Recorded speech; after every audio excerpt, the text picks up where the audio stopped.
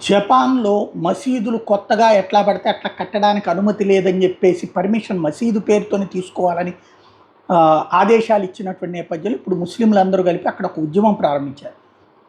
2000 సంవత్సరంలో టోటల్‌గా 70,000 మంది ముస్లింలున్నారు. శరణార్థులుగా వచ్చినటువంటి వాళ్ళకి ఆశ్రయం కల్పించింది జపాన్. అప్పుడు వాళ్ళు మసీదులు కట్టుకుంటా అంటే ఓకే అంటే 16 మసీదులు కట్టారు. ఇప్పుడు అవి 2026 నాటికి 4,20,000 మంది ముస్లింలయ్యారు. 164 మసీదులొచ్చాయి.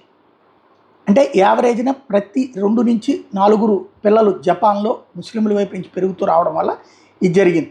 ఇప్పుడు క్రమంగా అదేమో జపాన్‌కి సంబంధించినటువంటి జనాభాకి సంబంధించి ఏదైతే ఫెర్టిలిటీ రేటు 1.15 ఉంది. వీళ్ళది 2.85 ఉంది. తద్వారా వీళ్ళ జనాభా పెరిగిపోతూ ఉన్నటువంటి సందర్భం.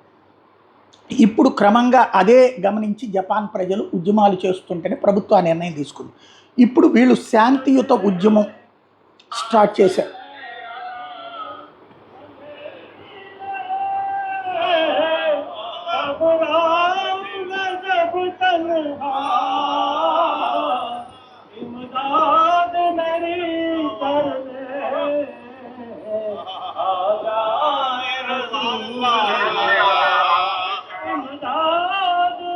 అది ఉద్యమాలు ప్రారంభించారు ఇప్పుడు అక్కడ. మమ్మల్ని పెరగనివ్వాలి, ఎదగనివ్వాలి, మసీదులు కట్టనియ్యాలంటే.